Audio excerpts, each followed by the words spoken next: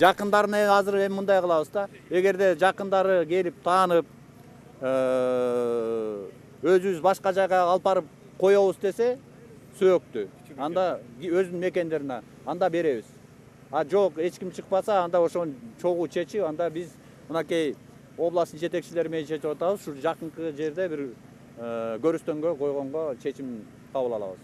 Эми азыр компенсация боюнча сөзсүз баарыбыз жардам беребиз. Мынакей министрликтер, азыр мынакей билим билүү министрлиги, транспорт жол министрлиги, аэропорт жана башка министрликтер өзлөрүнүн бир күндүк айлыктарын баары которобуз деп бизден жардам берүү боюнча өзлөрүнүн көңүлдөрүн айтып атышат.